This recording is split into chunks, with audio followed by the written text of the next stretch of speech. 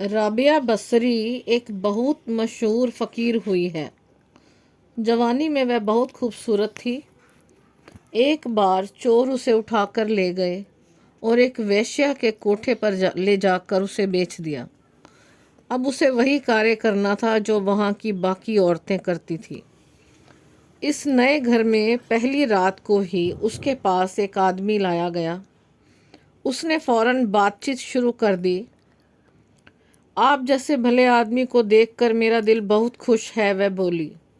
आप सामने पड़ी कुर्सी पर बैठ जाइए, मैं थोड़ी देर परमात्मा की याद में बैठ लूं। अगर आप चाहें तो आप भी परमात्मा की याद में बैठ जाएं। यह सुनकर उस नौजवान की हैरानी की कोई हद न रही। वह भी राबिया के साथ ज़मीन पर बैठ गया। फिर राबिया उठी और बोली, मुझे विश्वास है कि अगर मैं आपको याद दिला दूं कि एक दिन हम सबको मरना है तो आप बुरा नहीं मानेंगे। आप यह भी भली भांति समझ लें कि जो गुनाह करने की आपके मन में चाह है वह आपको नरक की आग में धकेल देगा। आप खुद ही ये फैसला कर लें कि आप यह गुनाह करके नरक की आग में कूदना चाहते हैं या उससे बचना चाहते हैं। यह सुनकर वह नौजवान हक्का बक्का रह गया। उसने जरा संभल कर कहा, ए नेक और पाक औरत, तुमने मेरी आंखें खोल दी, जो अभी तक गुनाह के भयंकर नतीजे की ओर से बंद थी। मैं वादा करता हूँ कि फिर से कभी किसी कोठे की तरफ कदम नहीं बढ़ाऊंगा। हर रोज़ नए आदमी राबिया के पास भेजे जाते। पहले दिन आए नौजवान की तरह उन सब की ज़िंदगी भी पलटती गई।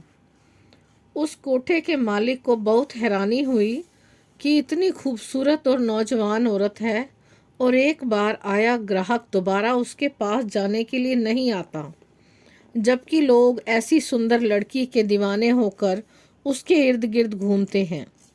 यह राज जानने के लिए उसने एक रात अपनी बीवी को ऐसी जगह छिपा कर बिठा दिया जहाँ से वह राबिया के कमरे के अंदर सब कुछ देख सकती थी। वह ये जानना चाहता था कि जब कोई आदमी राबिया के पास भेजा जाता है तो वह उसके साथ कैसे पेश आती है।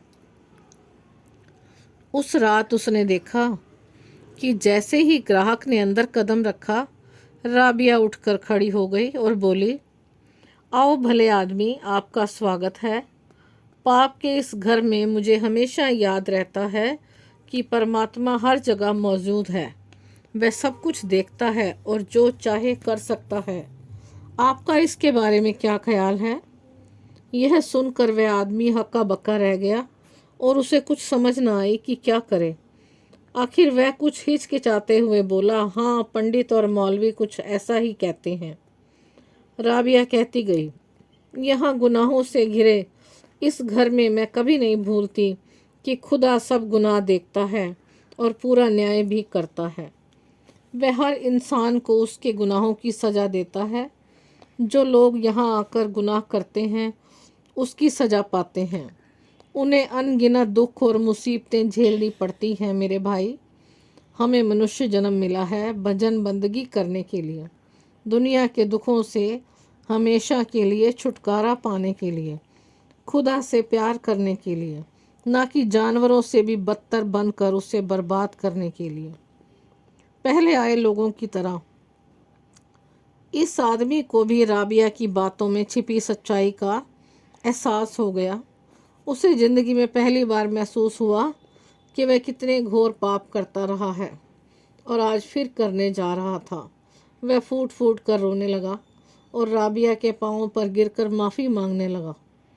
राबिया के शब्द इतने सहज, निष्कपट और दिल को छूने वाले थे कि उस कोठे के मालिक की पत्नी भी बाहर आकर पापों का पश्चाताप करने लगी। उसने कहा, ए नेक और पाक लड़की, तुम तो वास्तव में फ़कीर हो। हमने कितना बड़ा गुनाह तुम पर लादना चाहा। इसी वक्त इस पाप की दलदल से बाहर निकल जाओ। इस घटना ने उसकी अपनी ज़िंदगी को भी एक नया मोड़ दिया और उसने पाप की कमाई हमेशा के लिए छोड़ दी।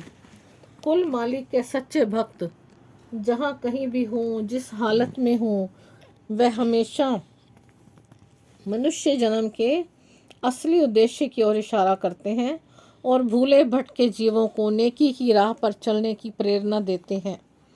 संत बार बार पुकार कर कहते हैं कि इंद्रियों के भोगों को त्यागो, किसी पूर्ण महात्मा से युक्ति सीखो, अंतर में प्रवेश करो, क्योंकि वह परमात्मा तुम्हारे अंदर है। सौभाग्य से यदि पूरा गुरु मिल जाए तो उसे पूरे दिल से प्रेम करो।